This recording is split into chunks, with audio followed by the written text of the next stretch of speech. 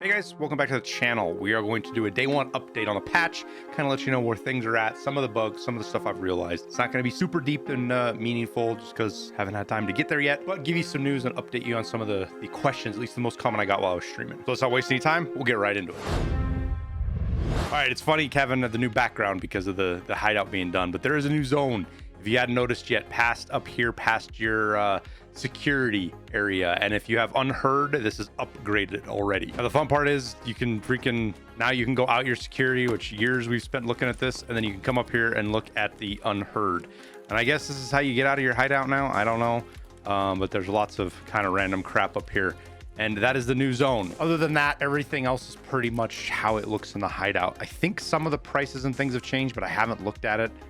But that just could be because my memory's bad on what the start of the hideout was. One of the nice things that we've got that I want to mention and remind people of is stuff that you're building with gets this little hideout wish list automatically added to it if you have your settings set correctly. So if you come into your settings and you go down here, Hideout Zone upgrade items, you can set this and it will highlight any item that you need to upgrade your hideout. Now the downside is if you start an upgrade, so let's, for example, let me go look at, so let's say I hit generator 2 and I start the upgrade, I've already got it going, it's rolling. These items will still show up on the wish list. You can't remove them. So keep that in mind. You just kind of have to keep a little bit of attention to that stuff. As the upgrade is happening, the items still show up. But the setting ends up being really helpful because you don't forget randomly. Like, it's always easy to remember you need wires, you need bolts and nuts and stuff, right?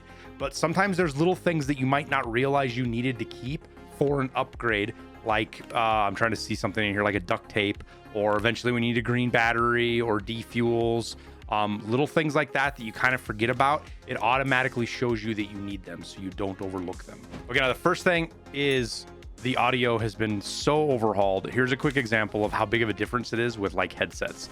Here's a quick little burst with the headset on, off.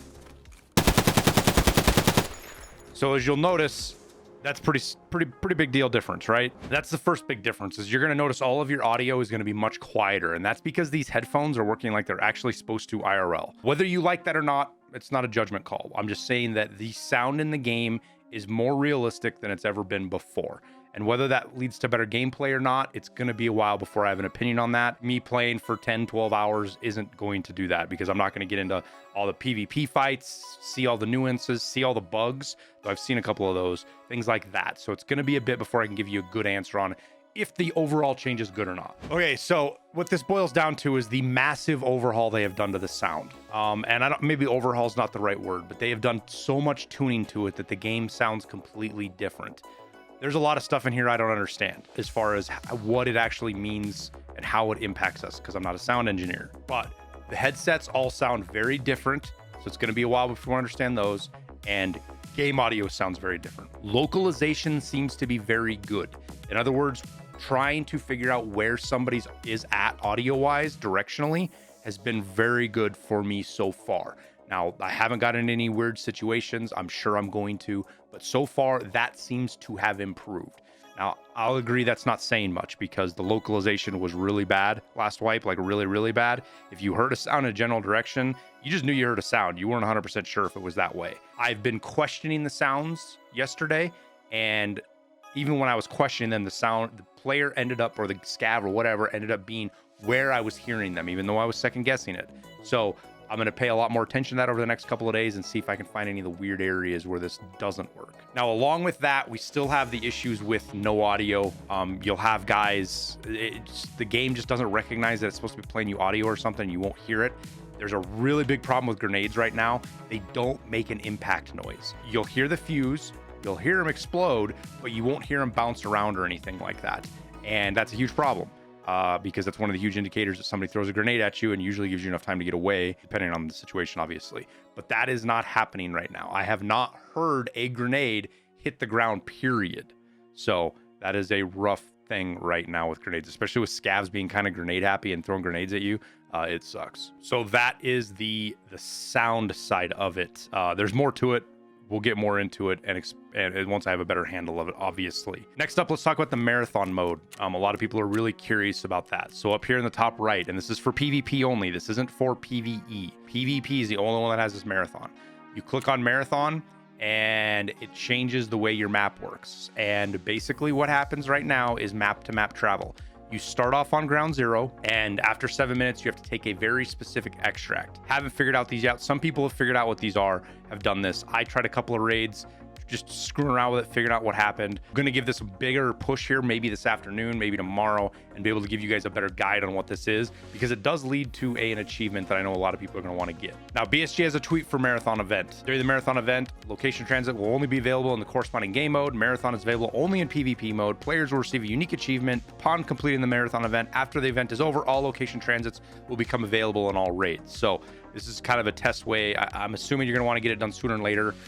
I will push BSG to let us know when this is going to end, so people have an idea. We don't know yet. I'll try to get an answer out of them on that. For the Marathon mode, to move to another location, the player must enter the transit zone and select the appropriate option in the context menu.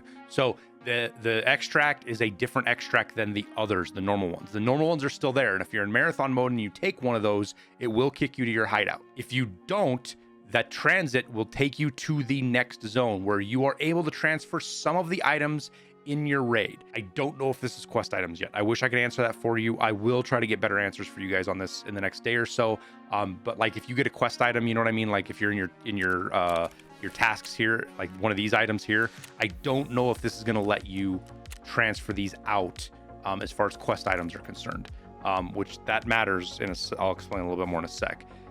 But it will let you transfer some items, loot, things like that, maybe guns, and then you can move them to your stash at a certain price. I imagine it's going to work like the BTR, I think. Now, the transit locations, like it says, are marked with the dotted lines. So when you go to transit from streets, for example, you could do the lab, ground zero, or interchange. Customs is going to let you go factory or interchange. Reserve will let you go lighthouse or woods, and so on and so forth. And that's going to be how that process works. And what this counts as is a single raid. This is going to be one long raid that you do this. So this could take forever to do. Keep that in mind, because you have to be on map for a minimum of 7 minutes. But even then, you've got to get from point to point to point. So hammering through this and getting all these locations done, in my mind, is going to take hours. Figure 3, maybe faster, but 2-3 hours the least, depending on how it goes. If you die, you do go back and you can start, but your achievement starts over because you have to do it in one raid. So this is going to be very difficult. I'm pretty sure that if you're doing this, you're loading into raids with regular players. There's not a separate playlist for Marathon. I'm not 100% sure of that. I'm about 80% sure of that. We haven't like tested it or anything, or talked to anybody, but we will venture to figure that out a little bit more, again, when I do a more comprehensive guide on this. So if you're gonna try it, make sure you bring suited to get through 8 maps with food, ammo, all the stuff you're gonna need to do that, and probably move kind of stealthily through the map and avoid fighting. Partisan, some questions about that. I haven't run into him yet. Talked to a couple of guys who did. PMC Karma, still don't know much about it. I guess clean, from what I heard, is he loaded into a raid. He had to go take a piss or something, so he ran into a bush right where he spawned in and went to go take a pee, and then 30 seconds later he came back and got the audio of, you know, bad PMC, don't do this. What the fuck? What's up? You hear that sound?